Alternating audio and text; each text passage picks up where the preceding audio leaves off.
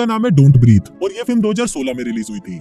Movie की शुरुआत में हम एक बूढ़े आदमी को देखते हैं जो किसी लड़की को घसीट कर ले जा रहा होता है। इसके बाद सीन शिफ्ट होता है और हम तीन दोस्तों को देखते हैं जिसमें लड़की का नाम रॉकी होता है और लड़कों का नाम एलेक्स और मनी होता है। ये तीनों चोर होते हैं और लोगों के घर में चोरी करके अपना काम चलाते हैं, पर ये सिर्फ उन्हीं घरों में चोरी करते हैं जिसमें एलेक्स के डैड की सिक्योरिटी लगी होती है, क्योंकि एलेक्स के पास उस सिक्योरिटी की सारी जानकारी होती थी, इसलिए वो उसको आसानी से खोल लेते थे। इसी तरह ये तीनों लोगों के घर में घुस जाते हैं और वहाँ पर रखे उनके सारे कीमती सामानों को चुरा लेते हैं और जाने से पहले वो लोग उस घर के कांच को भी तोड़ देते हैं ताकि देखने वाले को ऐसा लगे कि किसी ने जबरदस्ती घर में घुसने की कोशिश करी थी। इसके बाद हम मनी को देखते हैं जो कि चोरी किए गए सामान को बेचने जाता है, पर वहाँ पर उसे उस सामान के बहुत कम पैसे मिलते हैं जिससे उसे बिल्कुल भी अच्छा नहीं लगता। पर वहाँ पर वो सामान खरीदने वाला आदमी मनी को अगली चोरी के बारे में कुछ जानकारी दे देता है। इसके बाद मनी अपने दोस्तों के पास आता है और उनको बताता है कि शहर के बाहर एक घर है जिसकी सिक्योरिटी एलेक्स के फादर की कंपनी ने कर रखी है। इसके अलावा वो ये भी बताता है कि वहाँ एक रिटायर फौजी रहता है जिसकी फैमिली में कोई भी नहीं है। दरअसल उस आदमी की बेटी को किसी ने अपनी कार से ठोक दिया था जिस वजह से उसकी मौत हो गई थी, पर जिसने उसको टक्कर मारी थी वो बहुत अमीर था, इसलिए उसने फौजी को इसके बदले $3 लाख दिए थे और उसने वो पैसे उस फौजी को कैश में दिए थे।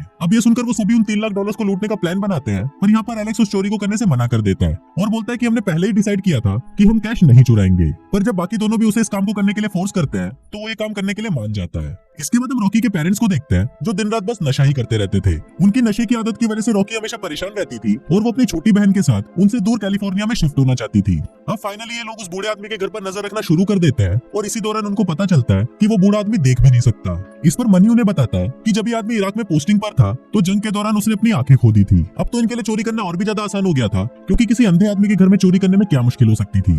अब अगली रात को ये लोग फाइनली उस घर के अंदर घुस जाते हैं और अंदर जाते ही वो सबसे पहले उसके पाले हुए कुत्ते को बेहोश कर देते हैं। फिर जब एलिस उस घर के दरवाजे को खोलने की कोशिश करता है तो वो उस दरवाजे को खोल नहीं पाता, इसलिए ये लोग अंदर घुसने के लिए खिड़की को तोड़ देते हैं, जिससे वहाँ पर 30 सेकंड का काउंटडाउन शुरू हो जाता है और 30 सेकंड बाद घर का अलार्म बजना शुरू हो जाएगा और पुलिस भी वहाँ पर आ जाएगी। पर टाइम पूरा होने से पहले ही रॉकी उस अलार्म को बंद कर देती है। इसके बाद मनी उस बूढ़े आदमी के रूम में जाता है और वहाँ पर वो स्लीपिंग गैस छोड़ देता है जिससे वो आदमी सोता रहे। अब घर की तलाशी लेने पर वहाँ पर उनको एक दरवाजा मिलता है और उस दरवाजे को देखकर ये लोग सोचने लगते हैं कि शायद पैसे इसी दरवाजे के पीछे हैं, इसलिए वो लोग उस दरवाजे को खोलना शुरू कर देते हैं। अब कुछ देर तक कोशिश करने के बाद वो लोग उस दरवाजे को खोल भी लेते हैं और उसी दौरान उनसे आवाज होने लगती है और तभी वो अंधा आदमी उस आवाज को सुन लेता है और उठकर उनके पास आ जाता है। वो वहाँ पर चिल्लाने लगता है कि कौन मेरे घर में घुस गया है, पर तभी वहाँ मनी उसे धमकाने लगता है और उसे बोलता है कि अगर तुम थोड़ा भी आगे बढ़े तो मैं तुम्हें मार दूंगा। पर तभी वो बूढ़ा आदमी मनी के पास आने लगता है और उससे हाथ जोड़कर बोलता है कि प्लीज मुझे छोड़ दो और मुझे यहाँ से जाने दो, और ये बोलने के साथ ही वो आदमी मनी से उसकी बंदूक छीन लेता है। फिर वो आदमी मनी की गर्दन पकड़कर उसे मोड़ने लगता है और उस बंदूक से उसकी खोपड़ी उड़ा देता है। अब वहाँ ये सब देखकर रॉकी बहुत ही ज्यादा डर जाती है और वो भागकर एक अलमारी में छुप जाती है। अब ये लोग जिस आदमी को बूढ़ा और कमजोर समझ रहे थे वो आदमी अंधा होने के बाद भी बहुत ज्यादा खतरनाक होता है। इसके बाद वो आदमी घर की सारी खिड़कियों को बंद कर देता है ताकि कोई भी घर से बाहर निकल ना सके। इसके बाद रॉकी वहाँ छुपकर उस आदमी को अपनी तिजोरी खोलते हुए देख लेती है जिसमें वो अपने पैसे चेक कर रहा था, और उस आदमी की जाने के बाद एलेक्स और रॉकी उसकी तिजोरी के पास आते हैं और जैसे ही वो उस तिजोरी को खोलते हैं तो वो देखते हैं कि उसमें $3 लाख नहीं बल्कि $1 मिलियन है। अब ये लोग उन पैसों को जल्दी से अपने बैग में भरकर वहाँ से भागने लगते हैं, पर तभी वहाँ पर वो अंधा आदमी आ जाता है। फिर वो मरे हुए मनी को उठाकर वहाँ से जाने लगता है, पर तभी वो एलेक्स के कदमों की आवाज सुन लेता है जिससे उसे पता चल जाता है कि इस घर में मनी के अलावा कोई और भी है।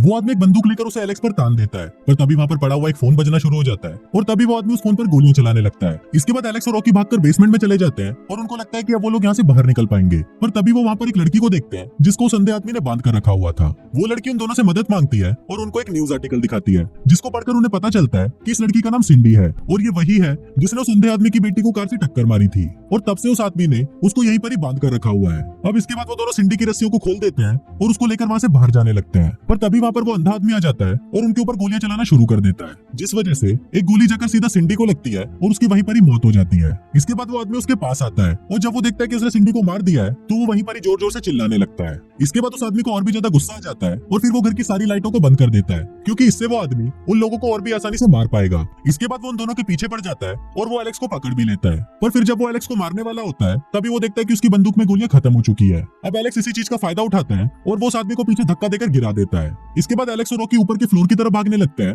और ऊपर पहुंचते ही वो देखते हैं कि उनके सामने वही कुत्ता है जिसको उन्होंने शुरुआत में बेहोश कर दिया था। फिर वो दोनों उस कुत्ते से बचने के लिए एक रूम में भागते हैं, लेकिन तभी वो कुत्ता एलेक्स के ऊपर हमला कर देता है और एलेक्स खिड़की से नीचे गिर जाता है। तभी वो अंधा आदमी भी एलेक्स के पास आ जाता है। अब पहले तो वो उसे बहुत मारता है और फिर वो उसे कैंची से मारकर मार डालता है। इसके बाद वो आदमी रॉकी को भी पकड़ लेता है और उसे भी सिंडी की तरह बांध देता है। फिर वो रॉकी को बताता है कि सिंडी ने मुझसे मेरी बेटी को छीन लिया था और मैंने सिंडी को यहाँ पर इसलिए बांधा था ताकि मैं उससे एक दूसरा बच्चा ले सकूं। वो आदमी उसे ये भी बताता है कि मैंने सिंडी को प्रेग्नेंट भी कर दिया था, पर तुम लोगों ने सिंडी और मेरे बच्चे दोनों को मार डाला है। अब वो आदमी बहुत गुस्से में होता है और वो रॉकी को बोलता है कि अब वो भी उसके साथ वही सब करेगा जो उसने सिंडी के साथ किया था, मतलब अब वो उसे भी प्रेग्नेंट करेगा। अब वो ये प्रोसेस स्टार्ट करने ही वाला होता है, पर तभी पीछे से एलेक्स आकर उसके सर पर हथौड़ा मारता है, जिससे वो आदमी वहीं पर ही बेहोश हो जाता है। यहाँ पर हम देखते हैं कि एलेक्स अभी भी जिंदा होता है और वो रॉकी को छुड़वाकर उस जगह वो उस अंधे आदमी को बांध देता है। इसके बाद एलेक्स और रॉकी बाहर जाने के लिए दरवाजे को खोलने की कोशिश कर रहे होते हैं, पर तभी पीछे से गोली आकर एलेक्स को लगती है और वो वहीं मर जाता है। ये गोली उस अंधे आदमी ने चलाई थी। अब इसको देखकर रॉकी बहुत ज्यादा डर जाती है और वो उस घर से बाहर भाग जाती है, पर तभी उस घर से वो कुत्ता निकलकर उसके पीछे पड़ जाता है। रॉकी भागकर एक कार में बैठ जाती है